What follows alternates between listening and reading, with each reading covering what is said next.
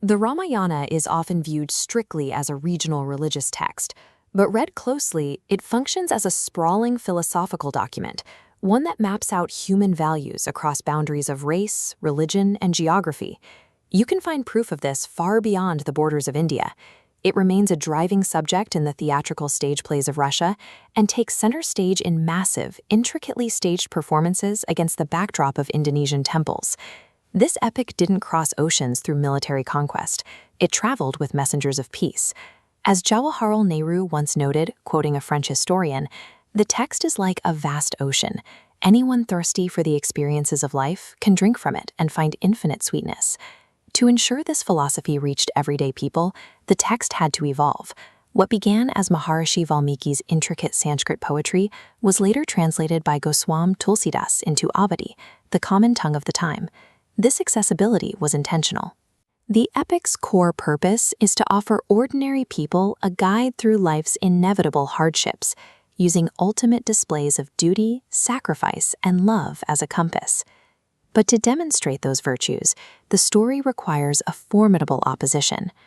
The narrative opens in a period where tyrannical forces, spearheaded by the demon king Ravana, are systematically crushing humanity under an absolute autocracy. Ravana holds a unique strategic advantage. Through intense penance, he secured a profound cosmic boon from the gods Brahma and Shiva, granting him absolute immunity from gods, demons, and celestial beings. With the earthly realms spiraling into corruption, the surviving sages, deities, and the personification of Earth herself hold a desperate cosmic summit.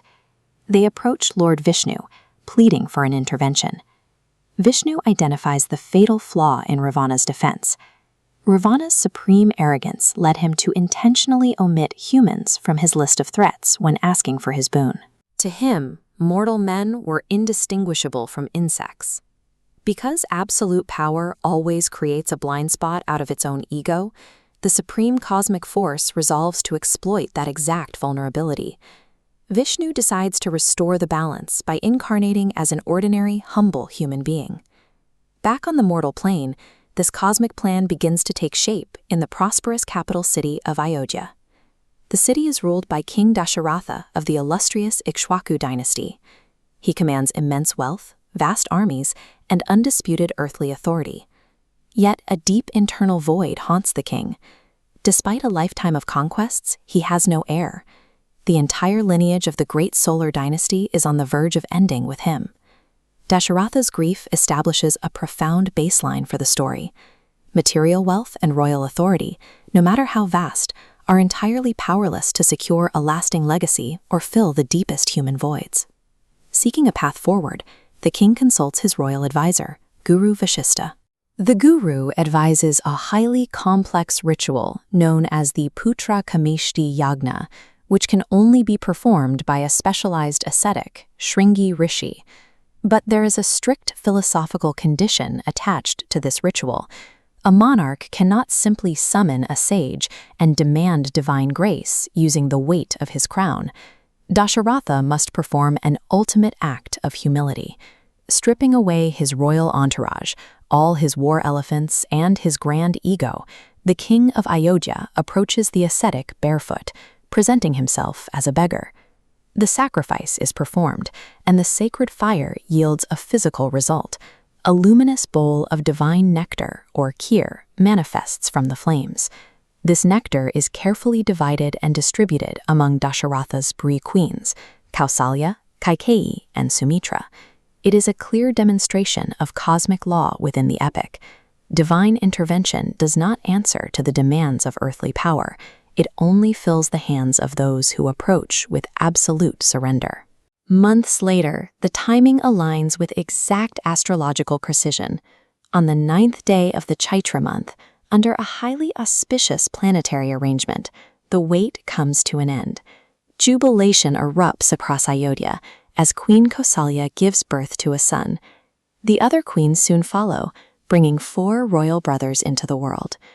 The birth of these children marks the strategic deployment of a cosmic defense mechanism. The universe has successfully introduced its countermeasure to Ravana's tyranny directly into the mortal realm. At this juncture, the vast cosmic requirements and the intimate prayers of an aging king converge.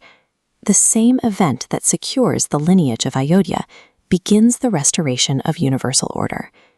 As Guru Vashishta performs the naming ceremony, he encodes each child with a profound philosophical blueprint, defining the specific nature of their future roles. The eldest is named Ram, a concept so vast it expands to contain the universe. Kaikeyi's son is Bharat, whose nature is to shoulder the heaviest burdens and sustain the world.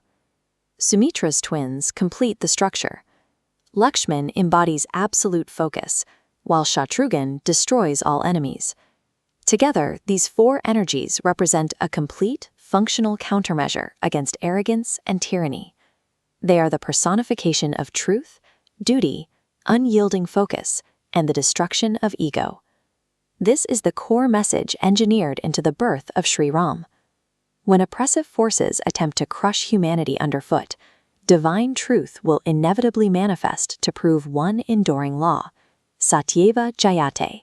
Truth alone triumphs.